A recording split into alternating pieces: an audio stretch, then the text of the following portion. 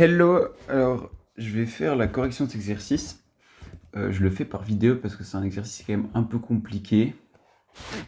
Du coup, l'objectif de l'exercice est de résoudre l'équation dans R. On peut déjà remarquer que c'est une addition de deux fractions et c'est égal à 0. Et du coup, on n'est pas dans un cas où par exemple on a x carré plus 2x moins 1 égale 0. Là, on a des fractions, et du coup, il va d'abord falloir additionner les fractions et les mettre sur le même dénominateur. Alors, pour additionner les fractions, un tout petit rappel, par exemple, si on additionne 1 demi plus 1 tiers, eh bien, il faut multiplier ça et ça, multiplier ça et ça, et ça, on les additionne, et au dénominateur, on va multiplier ça et ça. Donc ça nous fait 2 fois 1 plus 1 fois 3 sur 2 fois 3. Donc pour être sûr, le 1 fois 2, il vient d'ici, le 1 fois 3, il vient d'ici, et le 2 fois 3, il vient de là. Et ça nous fait, bien évidemment, 5 sixièmes. Ok, donc ça, c'est un petit rappel. Du coup, c'est ce qu'on va faire. On va faire exactement la même chose ici. Donc on va multiplier ici. Ça nous fait 3 fois, entre parenthèses, 4x cube moins 8x carré plus 5x moins 1. Et on additionne avec ça multiplié ensemble. Donc, plus 2 moins x fois 4x carré moins 1. Ok, maintenant on s'occupe du dénominateur. Le dénominateur, qu'est-ce qui nous informe? Enfin, ça va être quoi? Ça va être du coup la multiplication des deux dénominateurs. Donc on a plus 5x moins 1 fois 4x carré moins 1. Ok, et du coup là c'est égal à 0. Du coup, à partir de ce moment-là, on pourrait chercher le domaine, parce qu'ici on a un dénominateur, comme tu le vois. Ici on a un dénominateur, et le dénominateur c'est un peu chiant, parce que du coup, on n'est pas sûr que toutes nos réponses soient acceptées, vu que le dénominateur, il va amener un domaine. Mais on va pas faire ça. Pourquoi? Attends, alors peut-être qu'on va être obligé de faire ça. On verra. D'abord, on va chercher toutes les réponses possibles. Du coup, toutes les réponses possibles, on va résoudre l'équation du numérateur qui se trouve juste ici. Du coup, d'abord, on a une addition de deux trucs. Et du coup, on est obligé bien d'abord de distribuer le 3 et de distribuer ça là-dessus. Ça nous fait donc 12x cube moins 24x carré plus 15x moins 3. Donc là, j'ai distribué le 3. Et ensuite, je vais distribuer le 2 sur le 4x carré et le moins 1. Ça fait du coup plus 8x carré moins 2 moins 4x cube plus x. Ensuite, on remet sur le même dénominateur. Ça, faut pas oublier le dénominateur. Donc moi, je vais faire des copier-coller pour que ça aille un peu plus vite. Donc ça, c'est égal, pour clarifier. Et ensuite, maintenant, ça, on va donc additionner les x cubes ensemble, les x carrés ensemble, les x et les termes indépendants.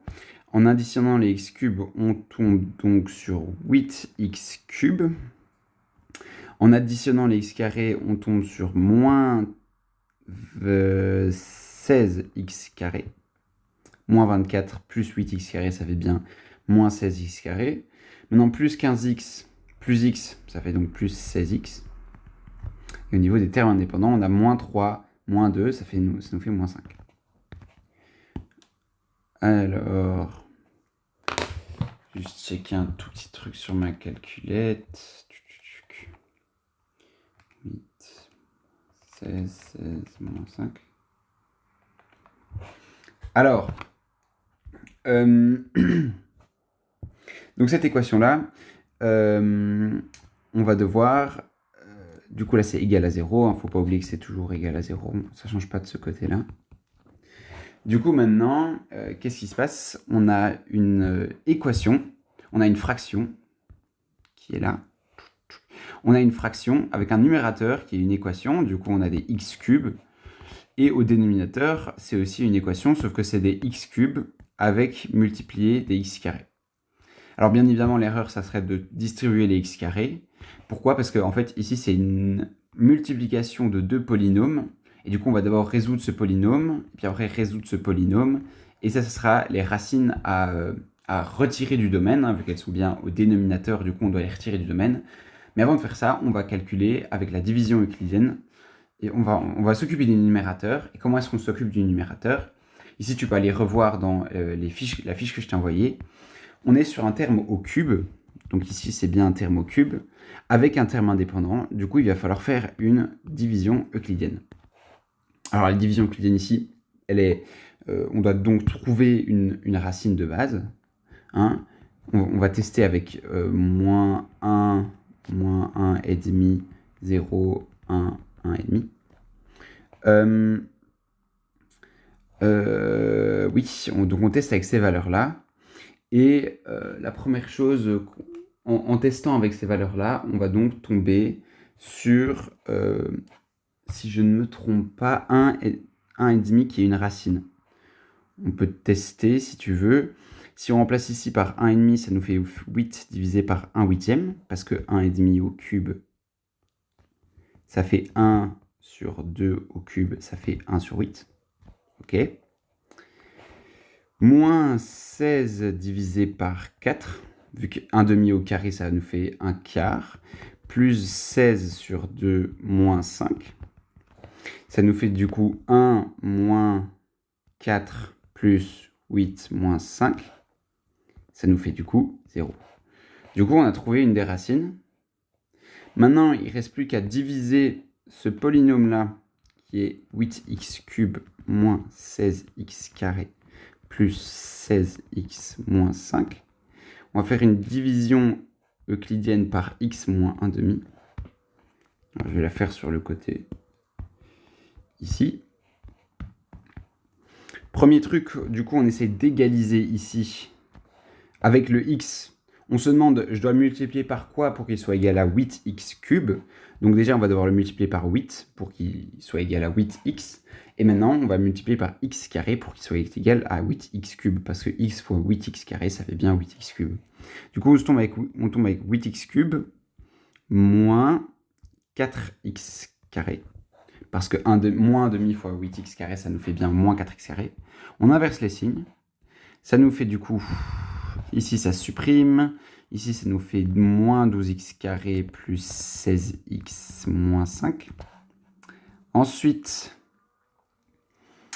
combien est-ce qu'on doit faire pour égaliser le 12x carré? On doit faire plus 12, déjà, ça c'est sûr. Hein, moins 12, excuse-moi. Pour égaliser ce moins 12, et ensuite on doit faire fois x pour égaliser le x carré. Ça nous fait donc moins 12x carré. Plus 6x, on inverse les signes, ça nous fait donc 10x moins 5, et ça, on va faire plus 10 pour atteindre 10x moins 5. Moi, j'arrive pas à noter, et du coup, ça nous fait bien 0, du coup, notre division euclidienne s'est bien passée vu qu'on n'a aucun reste. Du coup, le numérateur, on peut le simplifier sous la forme, sous cette forme-là. Alors, on se rappelle, la division euclidienne, elle sert... Pam, pam, pam, pam. En fait, ce polynôme-là, ici, ce polynôme-là, on va le transformer en ça fois ça. Et du coup, c'est bien ce que je fais. Hein.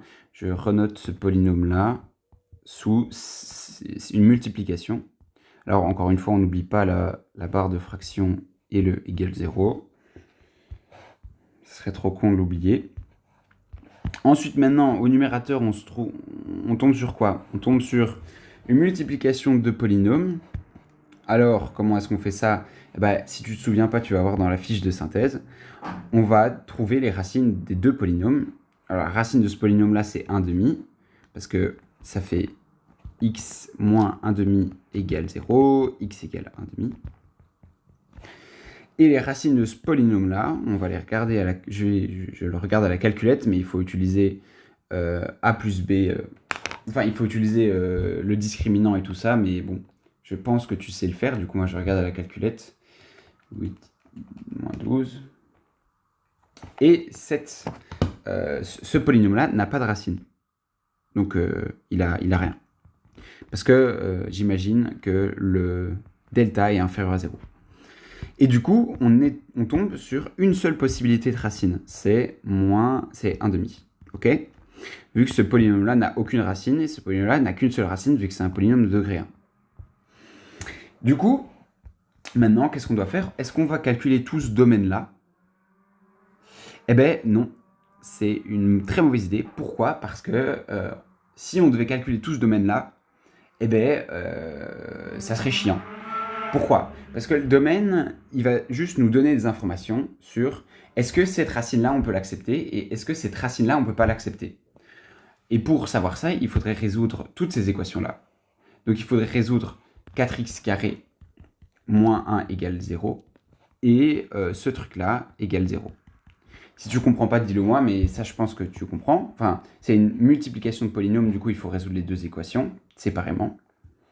Et du coup, en fait, on va seulement, le truc ici à faire, c'est seulement regarder si x égale 1,5 est une racine de ce polynôme-là ou de ce polynôme-là.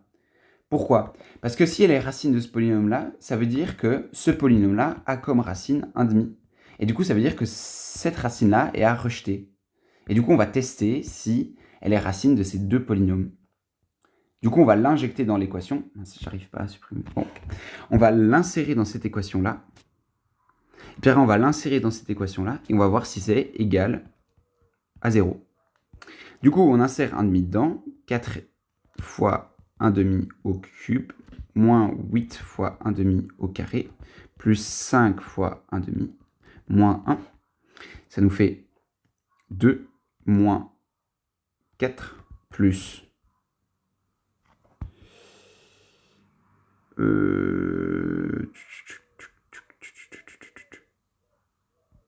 oui, ça nous fait donc 2 moins 4 plus 5 sur 2 moins 1. Alors ça fait 2 moins 4, ça fait moins 2. Moins 1, ça fait moins 3. Moins 3 plus 5 demi, ça fait moins 1 demi. Du coup, ça, c'est pas égal à 0. Du coup, c'est rassurant, ça veut dire que 1 demi n'est pas racine de... Je décale ça vers la gauche. Ça veut dire que 1 demi n'est pas racine de ce polynôme-là. Alors maintenant, on va tester avec l'autre polynôme. On a 4x carré moins 1. On insère 1 demi dedans, ça fait 4 fois 1 demi au carré moins 1. Ça fait 4 fois 1 quart moins 1. Ça fait 4 sur 4, ça fait 1. 1 moins 1. Et là, ça fait bien 0. Et du coup, eh bien, on en conclut que, ici, vu que ça vaut 0, on en conclut que 1 demi est racine de ce polynôme-là. Et du coup, 1 demi est à rejeter, en fait. Et du coup, vu que 1 demi n'est pas une racine valable, et qu'en fait, c'était la seule racine, vu que ça n'a pas de racine, enfin, vu que ce polynôme-là n'a aucune racine, vu que son delta est positif, et que ce polynôme-là n'a qu'une seule racine, et c'est 1 demi, on l'a calculé, eh bien, il n'y a aucune... l'ensemble vide, il n'y a aucune réponse. J'espère que ça t'aide. C'est un très très long calcul. C'est très long, je sais, et c'est un peu problématique. Mais il faut vraiment se dire que là, tu as une addition de deux équations qui sont sous les formes de fractions. Du coup, il faut d'abord mettre sur le même dénominateur, ce qu'on a fait ici. Ensuite, faire du numérateur une fraction qui est unique, on va dire, parce que ici, ça s'additionne, du coup, on ne peut rien y faire. Et puis après, ensuite, résoudre l'équation, tout simplement. Ok ? Alors maintenant, si l'exercice, c'était, au lieu que ça soit résoudre dans R, au lieu de simplement résoudre, on devait plus trouver le domaine. Ok, dans ce cas-là. Alors à ce moment-là, on aurait dû résoudre l'équation du dénominateur. Mais c'est pour ça que, si je ne me trompe pas, dans ton exercice, on doit seulement résoudre dans R. Eh bien, c'est pour ça qu'on ne va pas résoudre les équations du dénominateur, on va juste checker si la réponse qu'on a trouvée est la bonne. Ok, j'espère que ça t'aide. Si tu as des questions, n'hésite pas et j'espère que l'étude se passe bien. Allez, bonne merde.